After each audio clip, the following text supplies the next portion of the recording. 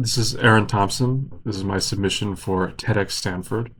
And as I begin this explanation of what I want to talk about, I want to give a little bit of a preface as I want to narratively retell a text message that I received recently. And I have permission to share this from a boy named Daniel. And Daniel is somebody who I worked with, played chess with during my time in Chess and Slums and knew subsequently afterwards, as I continued to be involved. And his story was so meaningful to me because not only did he make $6, $7 per month, but he experienced this tremendous tragedy that went into further conversations we had. I saw the light in his eyes kind of leave as he experienced this really, really visceral trauma. And so I want to read this text that he had shared to me recently. In November of 2023, there was a fire outbreak in my store, with all goods damaged to an unusable stage, which made it basically unsellable. On the 23rd of November, which was Thursday, I closed my store around 7 p.m. and walked back home. My home is a little far from my store, and on getting home, I did my usual stuff like bathing and eating. I was about to rest around 11 p.m. when calls started pouring in through my phone, my brother's phone and my mother's phone. It seemed like a dream when we all heard that my store was on fire.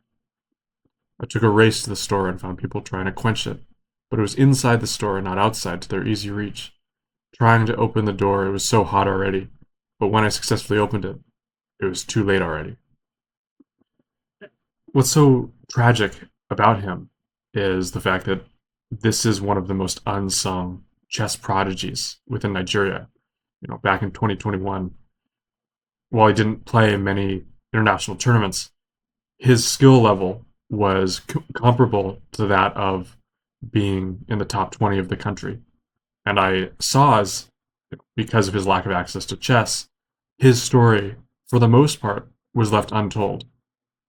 But the way in which he used chess to rebuild his sense of self is something that I consider so emblematic and something that's so important to retell, both in terms of my friendship with him, which has just been incredibly defining for the both of us, but also, my deep desire to not feel disconnected from the people that are really struggling, to be able to be as close to someone's painful experiences as possible is what I consider humanity to be all about. Because ultimately, we all collectively are struggling and in this together. And so being able to connect with the difficulties of others is important for our own maintenance. And so it kind of begs the question, why is a Stanford TEDx talk the next step of retelling his story? I always see Stanford as a beacon of excellence in education and education as a way to strive for innovation. But so often we need to remind ourselves of the original function of education, which is to simply survive.